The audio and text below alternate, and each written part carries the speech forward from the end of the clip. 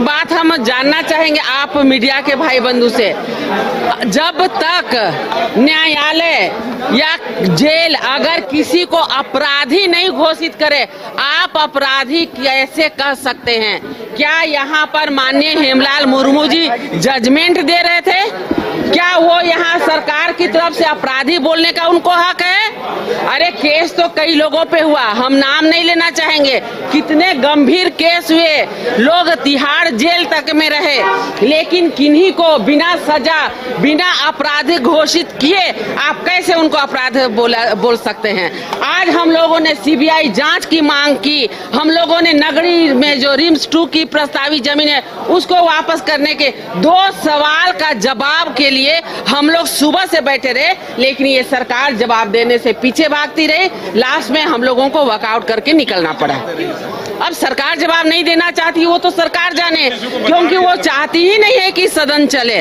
सदन चलाने के लिए हम लोग सुबह से आग्रह करते रहे, केवल हम लोगों को 2 मैटर पे जवाब दिला दीजिए। हमारे माननीय नेता प्रतिपक्ष श्री बाबूलाल मरांडी, उन्होंने भी कहा कि केवल आप जवाब दिला दीजिए, लेकिन ये जवाब देने के लिए नहीं। अगर हम क्वेश्चन उठाते तो ये कहते हैं कि ये आदिवासी कार्ड खेल रहे हैं। क्या हमें आदिवासी का दर्द नहीं है? क्या हम झारखंडी नहीं है? क्या हम आवाज नहीं उठा सकते? क्या गलत का हम साथ नहीं दे सकते? गलत के लिए हम साथ देंगे क्या? क्या हम सत्य की जीत हो इसके बारे में नहीं बोल सकते? जनता हमें चुन के भेजी है, हम जो गलत होगा उसका विरोध करेंगे, वो कोई भी जात हो। आदिवासी हमारे भाई बहन नहीं है क्या?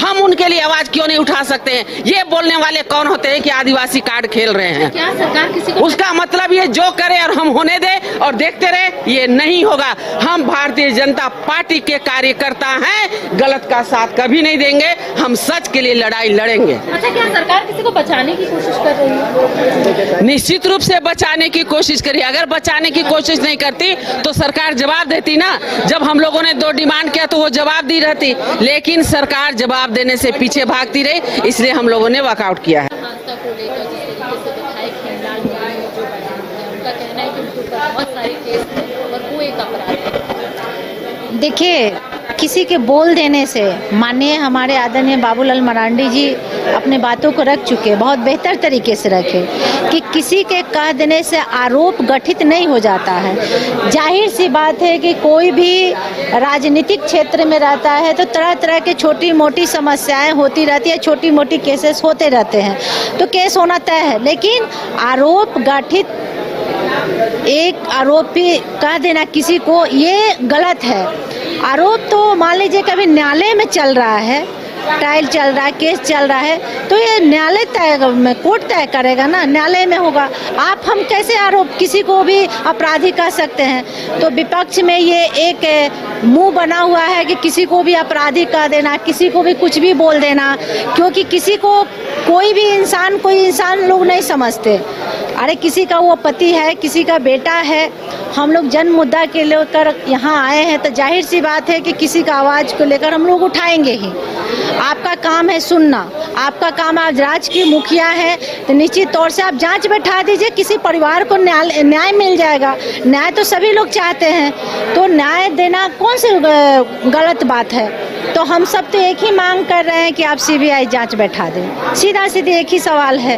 तो इस पे वो लोग सुनने के लिए तैयार नहीं है, तो जब हमारे मुद्दे को ही आप नहीं सुनिएगा तो फिर हम लोग क्यों बैठेंगे?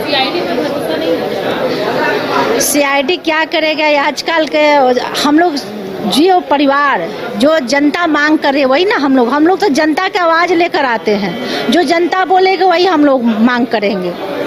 का आदिवासी विरोधी बयान देने से पूरे आदिवासी समाज और पूरे झारखंड के लोगों का अपमान है। ये उनको इस तरह का बयान नहीं देना चाहिए था कि एक जिनके परिवार आज न्याय मांग रहे हैं और वो ये जज नहीं है कि अपराधी उनको घोषित